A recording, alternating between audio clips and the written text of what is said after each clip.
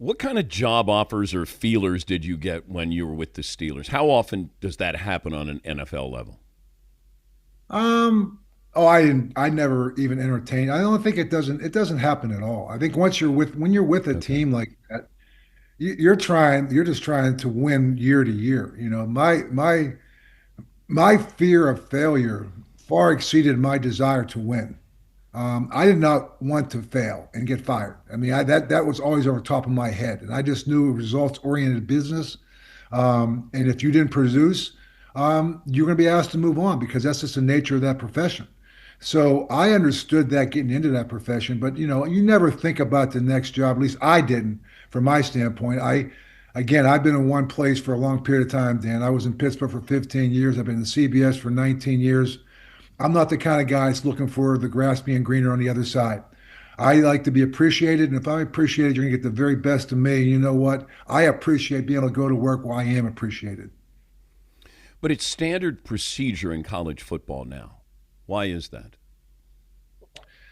I don't know. I go back. I think it's the lack of structure that the NCAA has right now in terms of these timetables, in terms of the pool, the transfer portal that takes place, allowing coaches to leave before they're at the end of their contracts to go to other places. It doesn't happen in the NFL. There's a very disciplined structure that we have. There's a salary cap. There's a time for free agency that happens afterwards. Head coaches aren't going to be able to go from one team to another because you're not even talking to another team. Now, the biggest thing in the NFL, to me, the problem that you have, if indeed it is, and I didn't think it was your assistants because at the end of the season and you're in the playoffs, the assistants have an opportunity to talk to other teams. But I always looked Mhm. at that as a feather in your cap. And I always thought to him, because I know when I was getting interviewed at times, that you know what, my resume is being put on that table with that playoff game.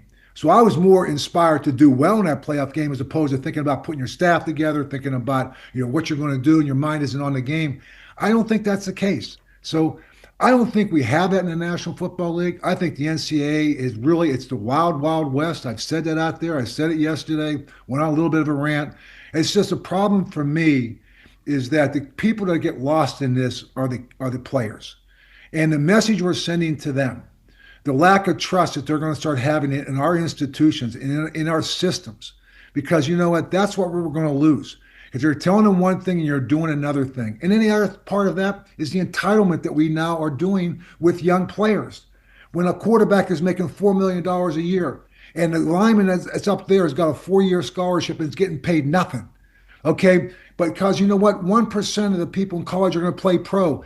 Teach them life lessons about what business is like, going into the next level of life is about responsibility, having a job, working for someone, and having to MES to a boss, and work your way up the ladder. That sometimes you're not going to get entitled to something because you think you decide you're a part of it. You may have to work for a long period of time to get that opportunity. There's nothing wrong with a good work ethic, a degree of saying, you know what, I'm going to compete for whatever I need to compete for because you know what, that will serve you better in life than being entitled and being handed something that really, to me, is they're too young to be given that kind of money.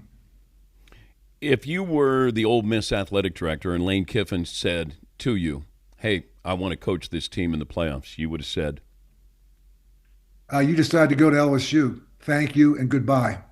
What, to let you come here for the next month and talk about how great LSU is over Mississippi?